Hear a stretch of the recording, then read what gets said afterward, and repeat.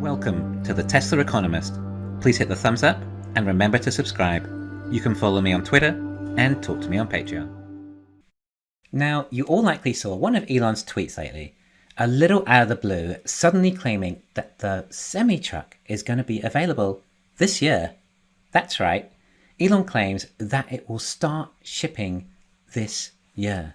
Now, if you actually recall, Pepsi was supposed to receive some semi-trucks early this year. I think the source was Pepsi though, and nothing official from Tesla. However, I don't believe that actually happened. I mean, it was only 15 trucks, and I assume it was just going to be more for testing than anything, as far as Tesla was concerned. But here we are now, with Elon officially saying that they'll start shipping them this year. Actually, only one type of semi-truck was announced, and it was none other than the 500-mile long-range semi-truck. As you may know, Tesla are planning on making two versions of the semi-truck. There's the 300-mile version and the 500-mile version. Now, you might be surprised as to why Tesla would launch the 500-mile version first. You might think that perhaps there needs to be some further technological advancements until Tesla can reach that level of range or energy density. In addition to that, 80% of routes driven by semi-trucks are actually under 250 miles. So wouldn't the 300-mile version make much more sense to launch first? Especially if we're battery constrained? Well, I think it is actually necessary. Why? Infrastructure, or lack thereof more so. There simply is not the charging network available. In other words, although a 300-mile truck could easily do a 250-mile trip on a charge, the problem is, how does it get back to the charging station? Sure, there are plenty of superchargers around, but at maybe maximum 300 or so kilowatts by then? Well, it's going to take far too long a time to charge. However, with 500 miles of range, well, truck drivers can drive 250 miles to their destination and then back again to the charger, assuming the charger is placed in an appropriate hub. Think about it otherwise. There's going to be tons of destinations these trucks are headed to. It will take some time for Tesla to roll out an entirely new charging infrastructure. It will take time, years probably, and that's just in the US, as the semi-trucks will need mega chargers, which supposedly have a charging speed with an insane 1.5 megawatts, which makes charging totally feasible for a semi-truck. And also, remember, every semi-truck comes with the opportunity cost of selling perhaps a dozen Model Ys that produce a lot more profit and have the potential to become a robotaxi. The semi-truck business doesn't map onto Tesla's existing EV business model. It's a new business which needs new infrastructure, aside from, of course, the 4680 cells that they're able to use too. Oh yeah, 4680 cells. Those revolutionary new battery cells that are going to change the world with their outstanding energy density, low cost and rapid production speed, yet are only able to achieve 15% less range than the 2170 Model Y. But now we're hearing, by the end of the year, they'll be capable of producing a high enough energy density to power a semi-truck 500 miles. For the record, that's 500 miles with a full load, travelling at highway speeds. I believe it comes to a total of 80,000 pounds, which with a payload of 36,000 pounds would mean the truck is going to weigh about 44,000 pounds, around twice what a diesel semi-truck weighs. Anyway, is it me, or does this sound like the 4680 cells are doing pretty well? Back when the semi-truck was first announced, the hardest part to imagine was that the possibility these batteries could even achieve a high enough energy density to give a semi-truck 500 miles of range. Now Elon is saying this will be achieved this year.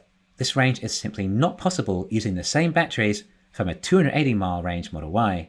So this is just reinforcing more the potential that the Austin 4680 Model Y range is being locked to, and that Tesla's 4680 energy density is much better than they're letting on.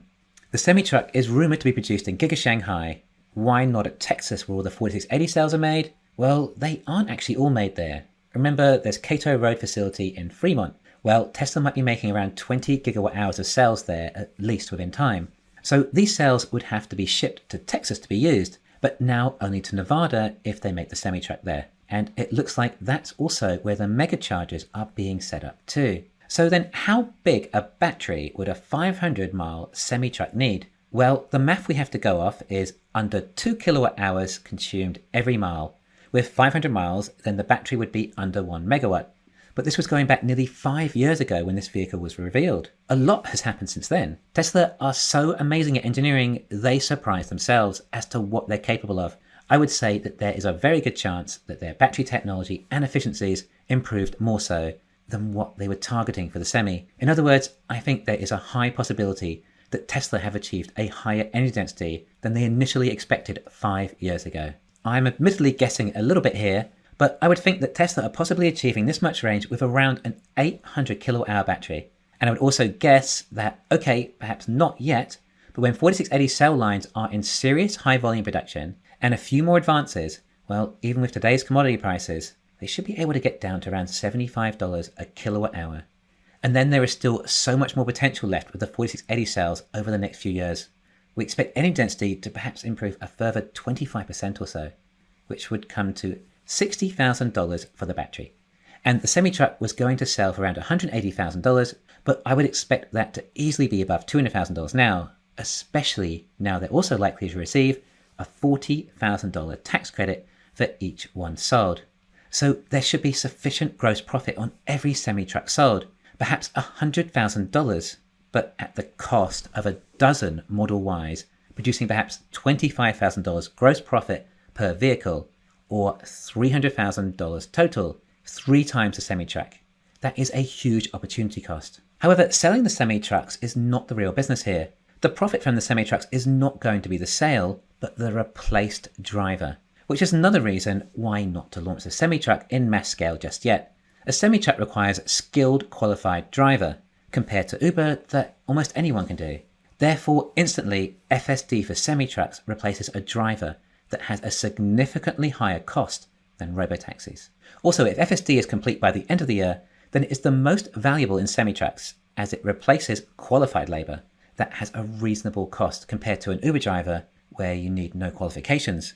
Not only that, a semi-truck can drive almost 24/7 and can always get cargo, whereas an Uber driver or a robotaxi needs fares, which are not always available. The average salary for a truck driver in the US is $70,000 a year, compared to an Uber driver at $36,000. A truck driver makes twice what an Uber driver makes. Therefore, FSD is instantly twice as valuable in a semi-truck than a Model Y. But the difference between a robotaxi and a semi-truck is demand. Sure, a robotaxi can self-drive all day and night, but it's only of any use if there are actual fares available. When it comes down to it, the majority of income from a robotaxi is in a relatively small window in a day. Whereas for a semi-truck, well, when people receive their cargo, they don't care if the cargo had to travel during nighttime or rush hour traffic. As long as the cargo arrives, it makes no difference. Now, a truck driver can only legally work 60 hours in a full week, maximum. But there are 168 hours in a week. Now, if we exclude 28 hours for unloading and charging, then that still leaves 140 hours of driving time, or 2.3 times more driving available than a human truck driver. Of course, the truck is off the road less too due to less maintenance and servicing, but either way, we have now increased the utility of the truck significantly. Okay, that's some easy math. If a truck driver is worth twice as much as the replaced labour from an Uber driver and a robotaxi, and a robo-semi-truck can drive 2.3 times longer, then that would mean that the semi-truck FSD is worth 4.6 times as much as a robotaxi, but they're still using 12 times as many cells for the battery. Therefore, I can't see the semi-truck growing that massive to start with. The infrastructure is a necessity first. It's different with electric cars, as you could charge them at home or anywhere in a feasible amount of time. This business will take time to expand. At what pace, I'm not entirely certain. I guess it would depend on the rate they can deploy these new chargers. However, the real estate for the chargers will be much easier to come by. They don't necessarily need to be in an urban area where most drivers are. They can instead be along highways and popular semi-truck routes. On top of that, chargers will eventually be at the destinations. So as to when these trucks are being unloaded at warehouses or fulfillment centers, then they can be charged at the same time. I mean, don't get me wrong, this is an outstanding product, but Tesla already have outstanding products. The Model Y. This is the same reason energy is taking a back seat. The Model Y is just absolutely killing it. And for plenty of good reasons too. I think the breakthrough that we're looking for here is actually a replacement battery for the Model Y that will hit even larger scale than the 4680, of which we will get into detail another time, and I'm super excited to talk about. Look, the semi-truck looks like a truly fantastic product with a lot of potential, but I don't expect it to be a big part of the business anytime soon. The part of this that actually gets me the most excited is the fact that they're able to ship the 500-mile semi-truck with the current 4680 technology. We still do not have any official figures of the energy capacity for a 4680 cell. I expect this to come out soon, and I think it may be better than we expect. Anyway, it certainly feels like this company is about to level up in a big way. Thanks for listening. Please hit the thumbs up and subscribe. You can follow me on Twitter and talk to me on Patreon.